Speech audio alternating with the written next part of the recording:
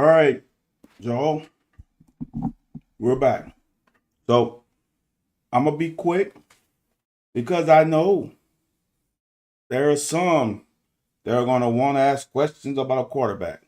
But I'm gonna do this real quick because this is what got me. I apologize for being late. I had a meeting that went a little over, so I'm a little late. But I want to do this because this stuff bothers me a lot. I'm gonna play this clip. This is of Tom Brady. I'm gonna play the clip.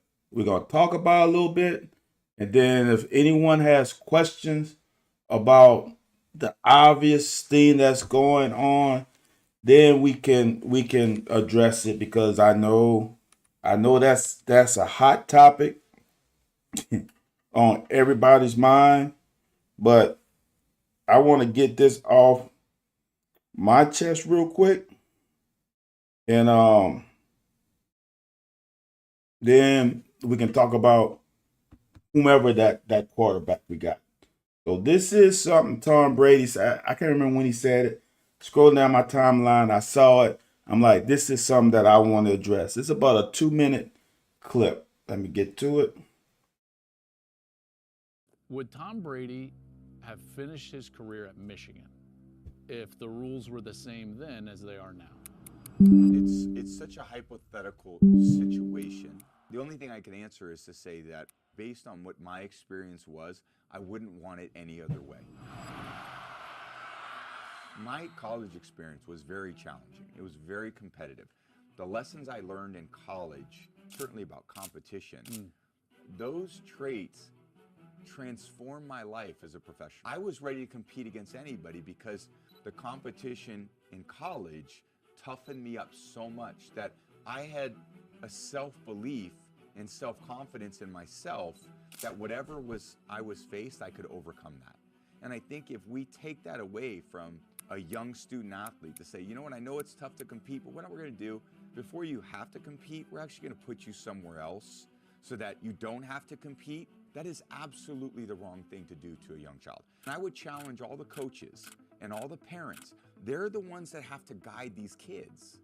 You can't expect a 17 or 18-year-old to make these great decisions. They're young. They don't have life experience. It should be the parents. Be a good parent. Teach your kid the right values. What's going to sustain them in their careers over a period of time? Whether it's football or whether it's business or whether it's teaching or law school or medical school or a trade, whatever you want to do, you're going to have to go through hard things in your life. You're going to have to make tough choices. And the value isn't always about the last dollar. So I think all these things that are happening in college sports, we're prioritizing the wrong things. We're valuing the wrong things. And I'm not saying it's not important. It's one of 10 things that are important. Yeah. And certainly to me, it's not the most important. So when kids do go through that the right way, they're actually learning the right values. Yeah. And when you have the right values in life, that's going to sustain you as you move on through the rest of your life.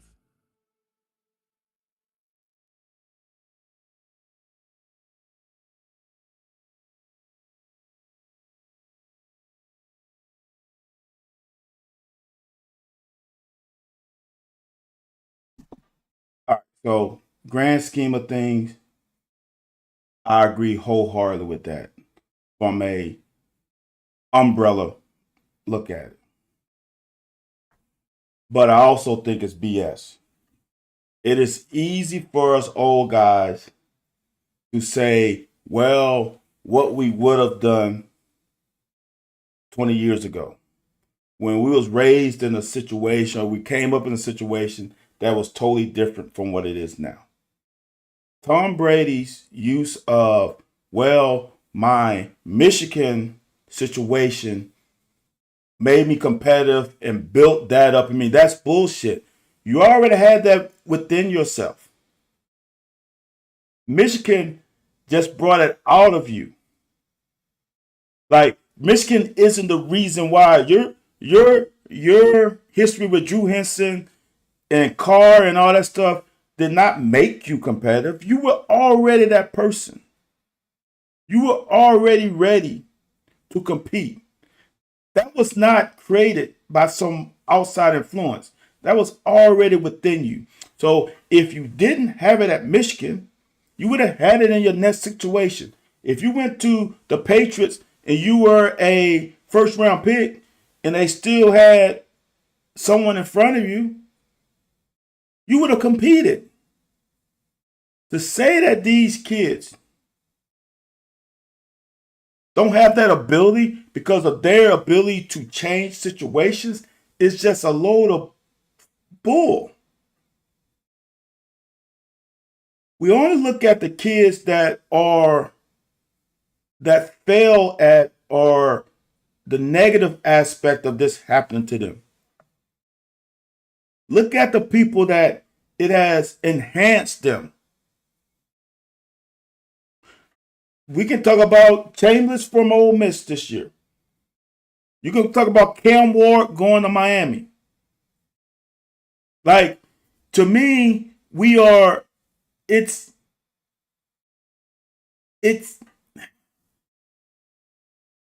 say things sometimes as old guys that I think we are trying too hard.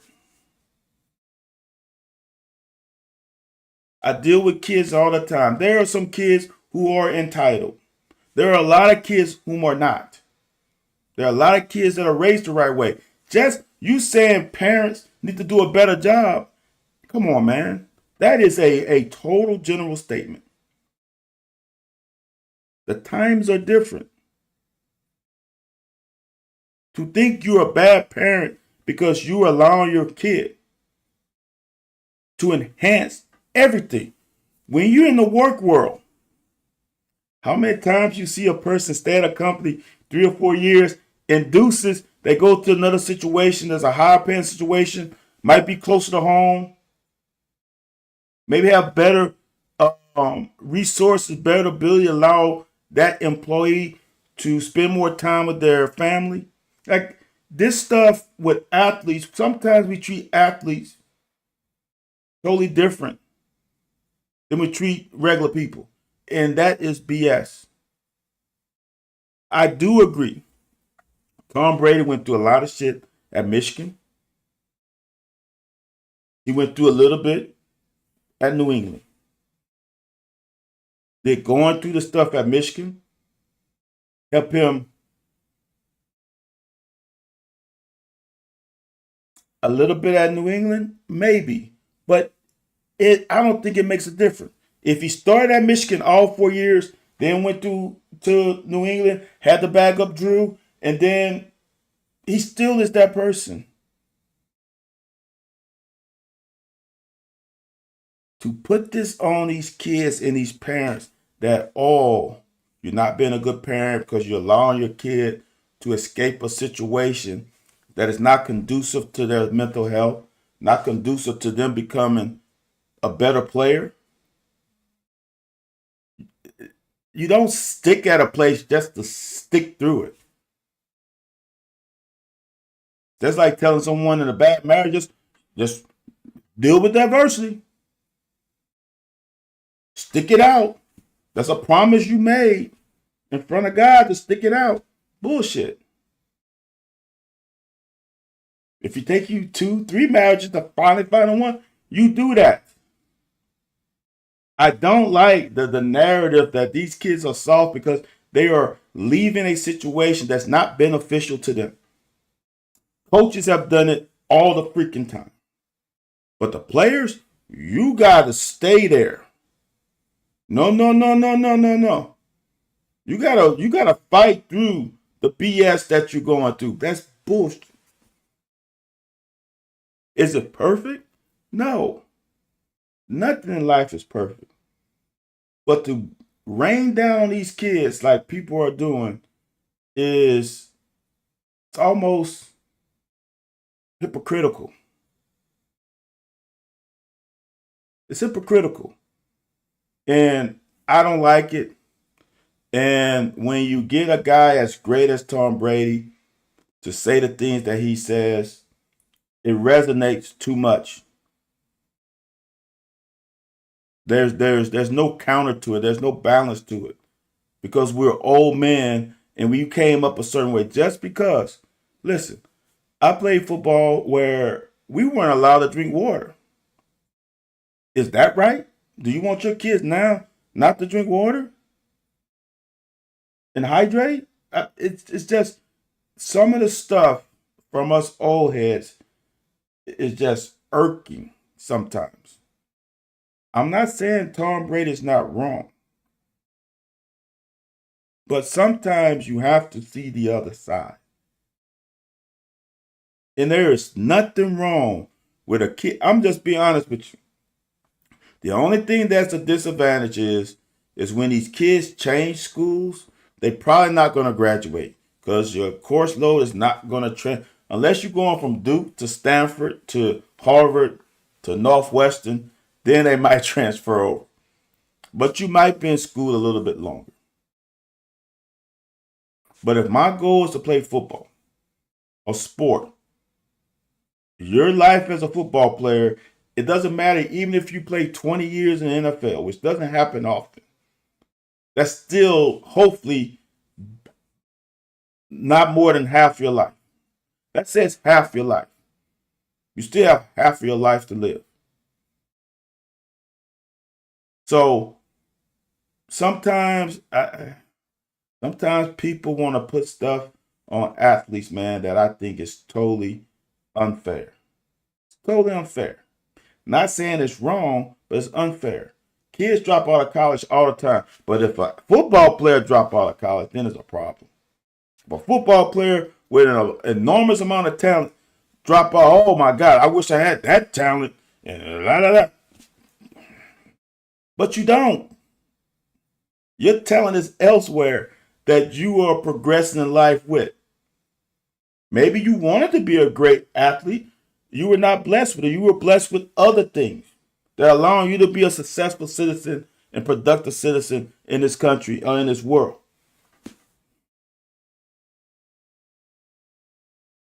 There is nothing wrong with a kid trying to find his footing in the right situation. Damn, like I said, Cam Ward changed, I don't know how many damn colleges. He was at ICW, then he go to Oregon State, now he went to Miami, first round draft pick. So you had Diego go from JUCO, the military school, to New Mexico State to Vandy. We had Terry Wilson didn't Terry go from Oregon to JUCO to us? Stephen Johnson was at Grambling, somewhere to us. Some kids don't get it right on the first opportunity. I was blessed. I didn't do everything right with my decision making. I was blessed to find the right situation for me. Some kids are not blessed to be able to do that. And don't let the head coach get fired. Now you got to change schools just because your head coach got fired. Because the new coach don't want your ass. I'm just saying, that clip, it struck a nerve in me today. And I know I had to wait, but man, Okay, I got some questions. The tiki-talks are slow today. PLG loves Stein's approach here, not waiting on Levitt and making a move.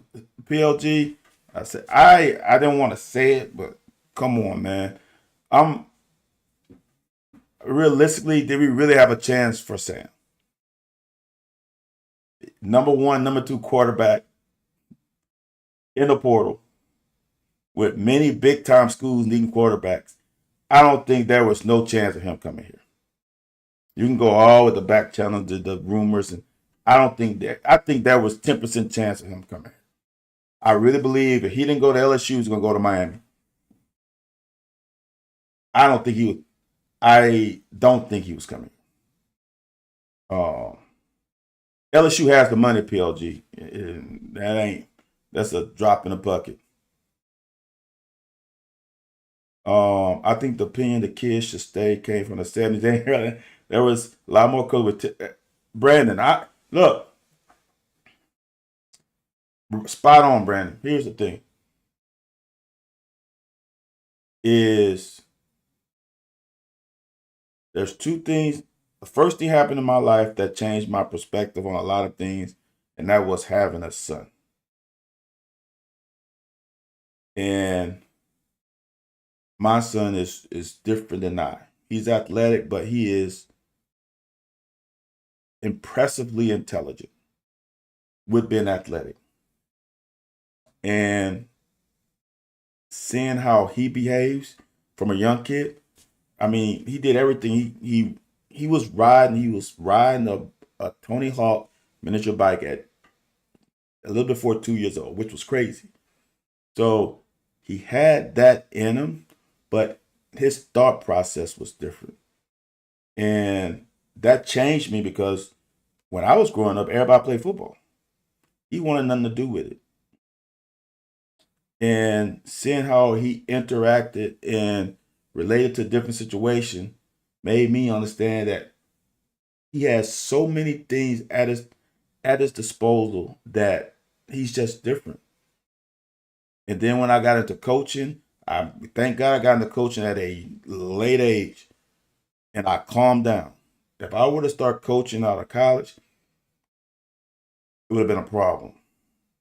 But starting to coaching in my late 40s, having a kid be in high school, I got to understand other kids. It changed my perspective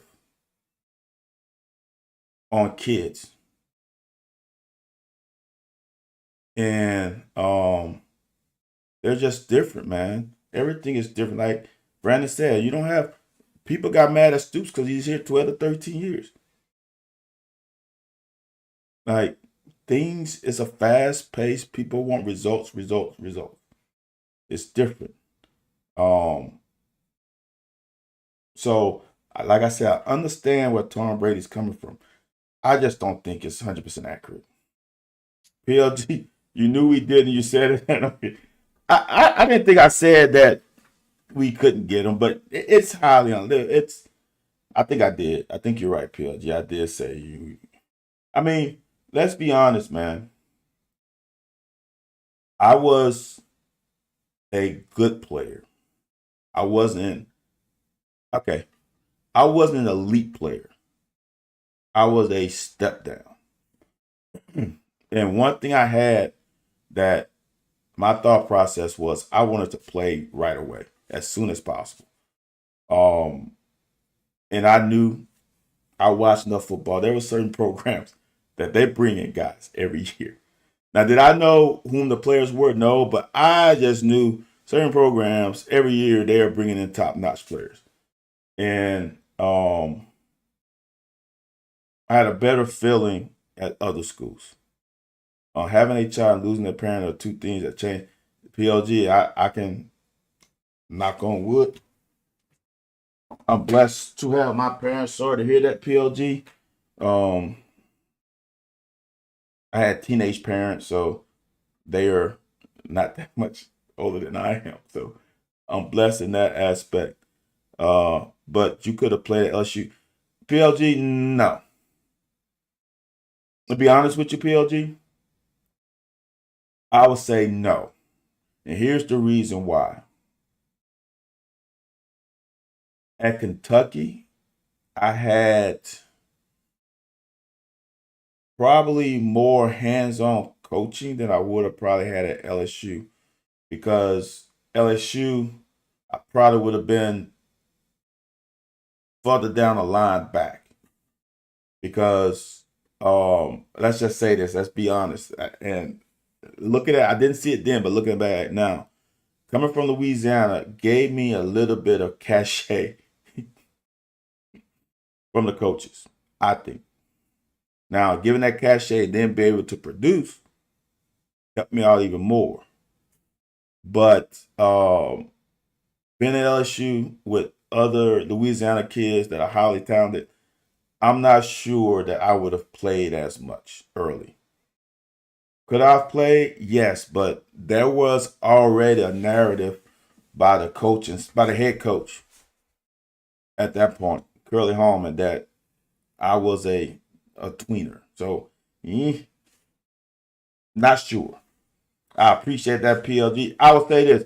As I progressed, yes, LSU would have wanted me to come back. But initially, coming out of high school, I was a small kid. like I said, whenever yesterday or the day before, I grew between. I really after football season. Just I want y'all to understand. This is a crazy part. I played pretty much my entire senior year of football at 16. Turned 17 in November. So from February to August, I hit my growth spurt.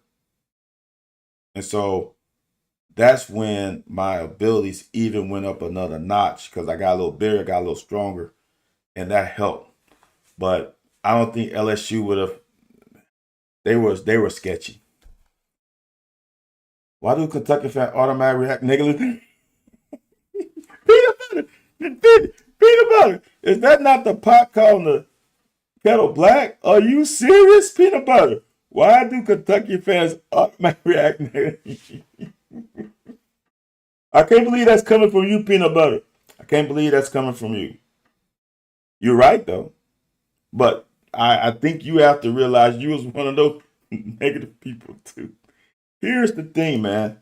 Here's the thing. I really want people to grasp this as much as they can. And it is unfortunate for someone like me to say this, being an alum, have worn the jersey. I want people to understand that it's hard to win at Kentucky. All right. It was hard to win when we didn't have NIL, right? Because of the resources, in-state talent, blah, blah, blah, blah, blah. Now with the institution? No, it's not. With the ability to pay players, we still have the same disadvantage because we don't have as much money. I said this many times. I had a mentor that was on the board of IU. IU have money. That business school. I know when I was in college, coming out of college, and not too many years after that business school was top in the country, top 3 probably. They have had a lot of people come through that institution that has deep pockets. Vanderbilt, the same way. Their endowment is incredible. So, there are other institutions, other programs, Georgia, Alabama, who are not from rich states, but they have people whom believe and does not want that institution program to go backwards, and they pump in funds. Same thing with LSU. We at Kentucky, we don't have that capability. So it went from not having the resources to chemical petroleum. It's big. PLG being on the coast, it's big. So we went from resources, talent-rich area, surrounding teams, to now money. We have not, like some of those other schools, didn't have that thing, but then the money hit them hard. So, Woody said, picking at some Minchie highlights, seemed like he can play. And look, y'all, here's what it comes down to for me. Is Will Stein wants him. He likes him.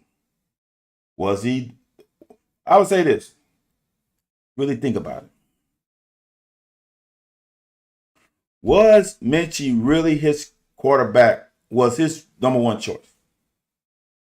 What if that was the guy he truly wanted, but he could not sleep on Sam entering the portal and wanting to make a visit?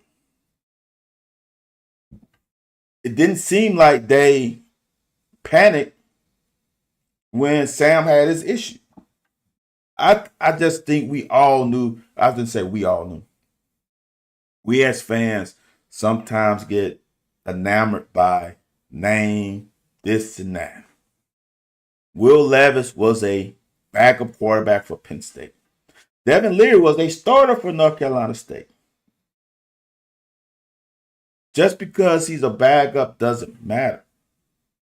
Like I said earlier, maybe he hasn't gotten the opportunity to shine. I don't know. I don't like to go by limited film because as a former defensive player, if I haven't seen you, you have an advantage over me as a defensive player because I don't have any film to get a tendency from. As a guy who watch film, I like to get tendencies from my quarterbacks. He likes to throw to this guy on this route and this situation. Like you get tendencies. When you have a new player in one game or two, that's just like Chambers. There's a lot Austin Simmons last year, but Jackson Dart had got hurt. It's like you don't have tendencies on a quarterback. That's why I always say new offensive coordinators in a conference, a new quarterback, all that stuff is advantageous to that team because you don't have film on them. What can you do the next year is what determines how good a quarterback you are, in my opinion. Man, if we were doing this in the 70s, we would be Texas Tech right now.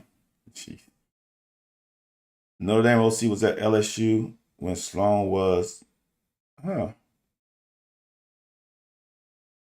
interesting. Ross says really close competition for the job last year. It could be. How do we know? Coach speak is coach speak. I don't know. Sloan was quarterback. Okay. Look, I don't know, y'all.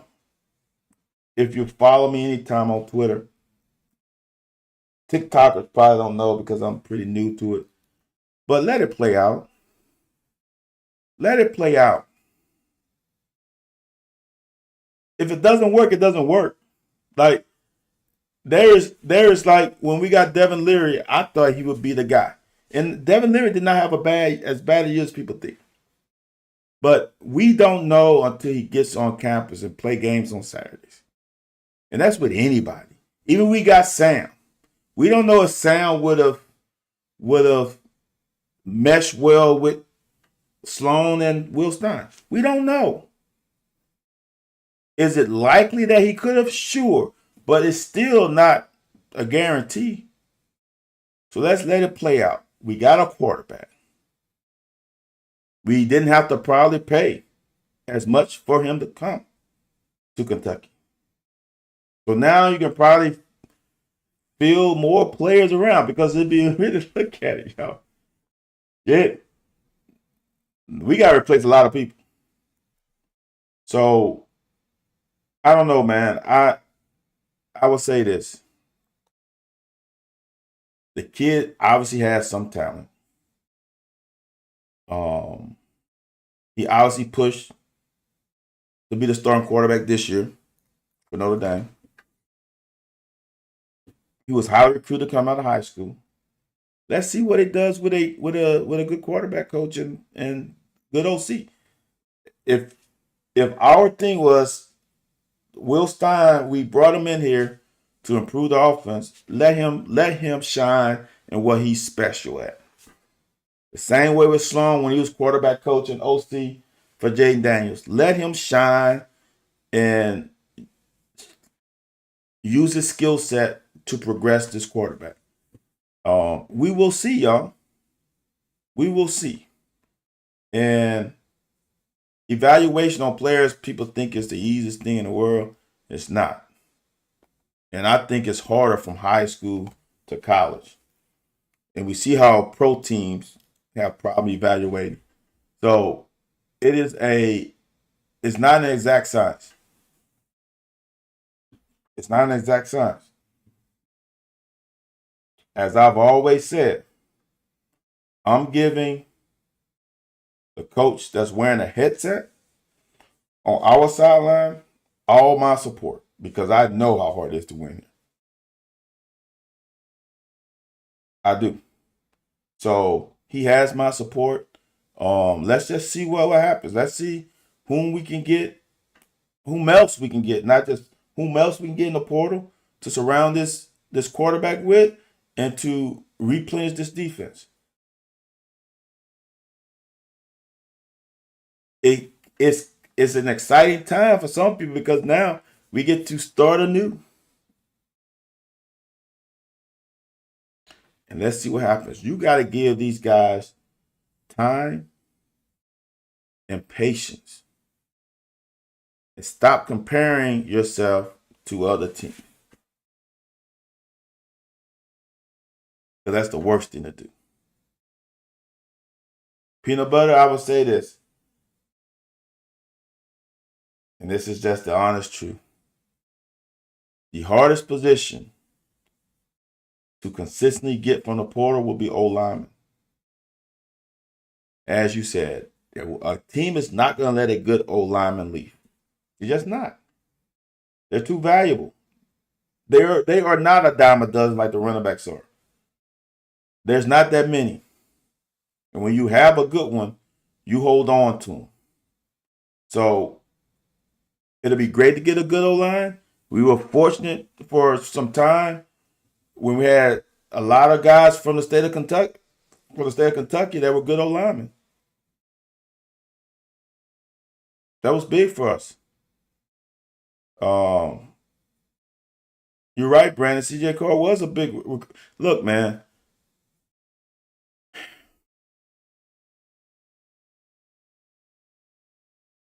Let's just let it play out.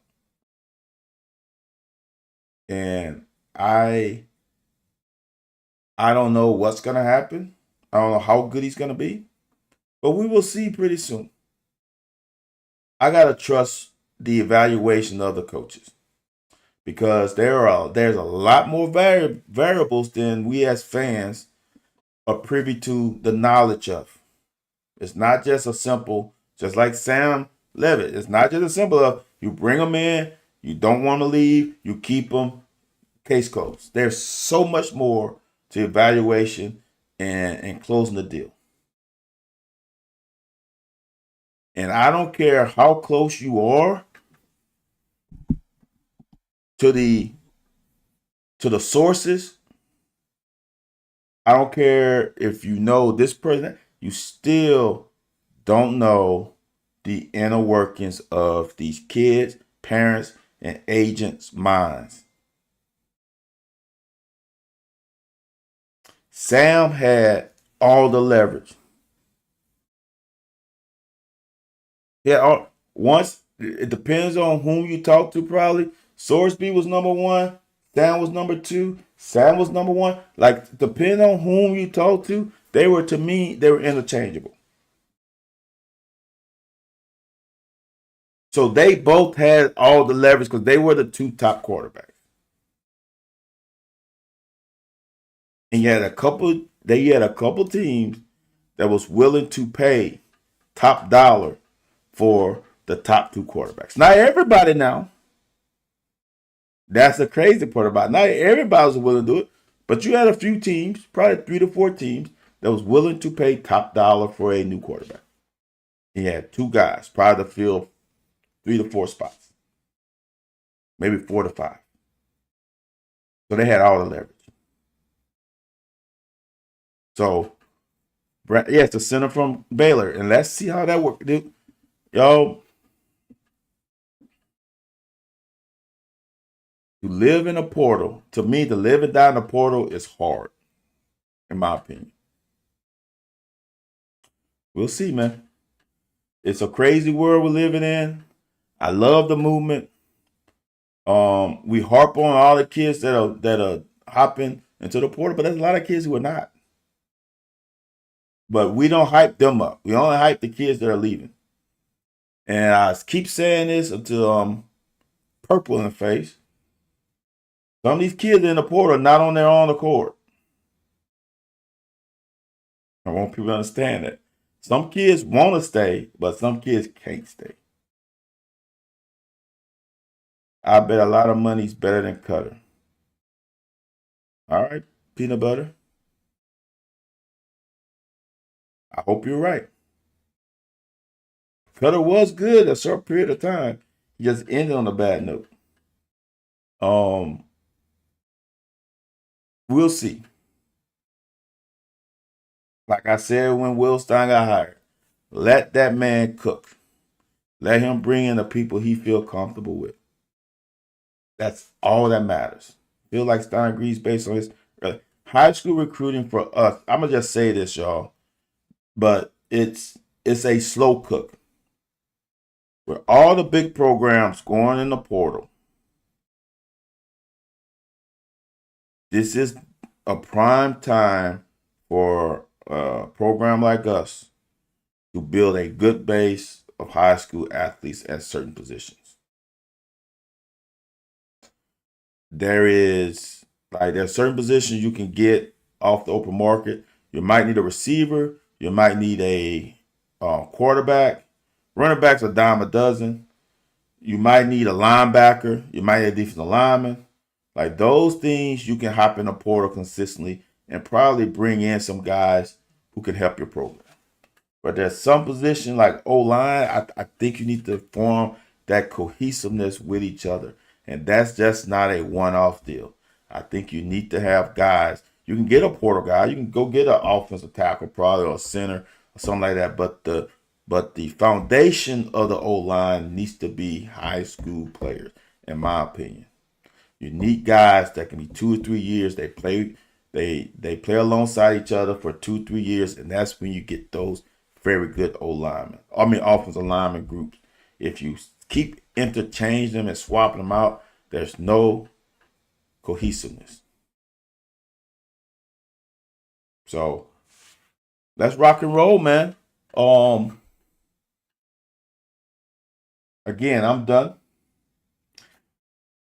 If you're on the TikToks and you're watching this, or you have watched it and you come back and watch it again, follow your boy on TikTok.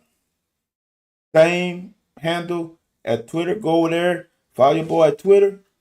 Driving with Styles on YouTube.